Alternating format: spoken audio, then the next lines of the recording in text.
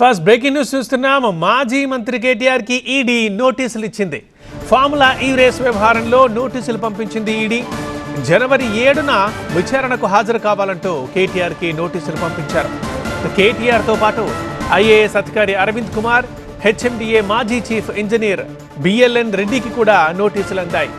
జనవరి 2న అరవింద్ కుమార్ హాజరు కావాలంటూ, జనవరి 3న బిఎల్ఎన్ రెడ్డి విచారణకు రావాలంటూ నోటీసులు ఇచ్చారు. జనవరి 7న కేటీఆర్ని రమ్మన్నారు. రేపు ఫార్ములా ఈ రేస్ పై విచారణలో ఇప్పటికే ఏసీబీ దూకుడు చూపిస్తోంది. కేటీఆర్ వేసిన క్వాష్ పిటిషన్పై ఏసీబీ కౌంటర్ దాఖలు చేసింది. ప్రభుత్వ ఖజానా దుర్వినియోగమైందని ఇందులో వివరించింది. ఏకపక్ష నిర్ణయం తీసుకుని చెల్లింపులు జరిపారంటూ కోర్టు దృష్టికి తెచ్చింది ఏసీబీ. ప్రభుత్వ అనుమతి లేకుండానే విదేశీ కంపెనీకి 54 కోట్ల రూపాయల చెల్లింపులు జరిగాయని అంటోంది.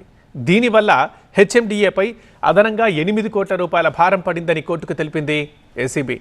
ఎన్నికల కోడ్ అమల్లో ఉన్నా ఎన్నికల కమిషన్ అనుమతి లేకుండానే రెండో సెషన్కి సంబంధించిన అగ్రిమెంట్ చేసుకున్నారని ఏసీబీ వాదిస్తోంది.